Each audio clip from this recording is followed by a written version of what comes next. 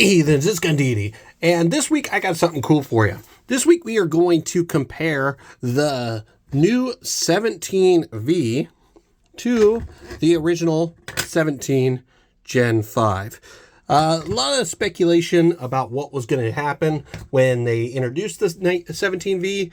There's a lot of controversy about the whole situation, but it looks like they did some very minor changes, and we're going to go over them real quick. But first and foremost, let's look at the exteriors of the gun. They look exactly the same on the outside. There's really not much different. We'll get into the details on the back that are different, but realistically, there's really not much difference between this one and this one besides the letter V on the slide and on the frame there. Other than that, it's pretty much the exact same Gen 5 that you used to. Flared magwell, fingerless, finger grooveless front strap. It's pretty much just a Gen 5. But let's go ahead and get into some close-up details and see what the differences really are. Okay, so I took apart the two guns here. 90% of the changes are all going to be with the slide. Actually, I think it might even be 100% of the changes. We'll get into that in a second here. But these are the slides. This one, of course, the tan one is the Gen 5. The black one is the new V. If you notice, when we get up close, the biggest differences, and you've probably seen this online, is Glock put in these little ledges right here. They're not hugely raised up, but they are little ledges to kind of just block the switch from being able to get in there and mess with things.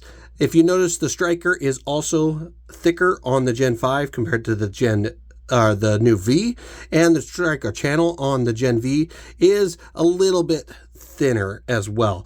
And that is probably something to do with preventing that switch as well. Moving on across, one thing that I noticed from the digital pictures, and it's more evident here, is this little channel right here. See how it's angled away like that, going to the back of the slide? Here it's straight on. I'm not an expert on how switches work, never personally handled one, but I would assume that has something to do with blocking the switch from being able to mess with the trigger components. That's what I would assume.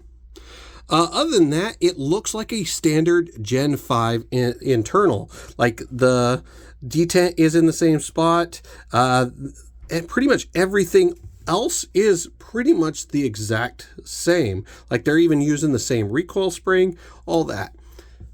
The next difference is the back plate. And a lot of people aren't talking about this, but I just noticed this when I was looking at these two, is the back plate on these guys is just slightly different. If you notice, this is a very straight back plate. Well, this one's got a little bit of a outcut out here. And I would assume that's something, yet again, to prevent the Glock switches. That's what I would assume. But it's not a lot, but it is enough to point out. The other thing that I noticed, if you look at the two frames on the backside, this little block here is very straight, and on this one, the block has a little notch on there, little shelf there. I tried putting the V slide onto the 17 Gen 5, and the V slide would not go on very easily, and I didn't want to get it stuck, so I didn't keep pressing on it. It may fit, but it seems so tight and could lock up the gun if it does. So I'm not 100% sure on that one. But internally, even the trigger bars have the exact same number on them. And your ejector also has the exact same number on it. Let's see if I can get that in focus. It's not getting in focus, but just trust me, they both have the exact same number on them. So they're using the same trigger components, it looks like.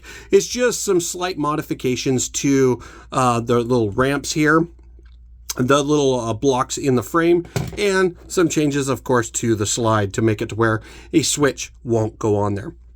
But other than that, the frames themselves are pretty much identical. Matter of fact, this is these mag, And it works just fine in a Gen 5. You didn't think they were going to change that. But it's just interesting that so many people were getting really upset with Glock doing this.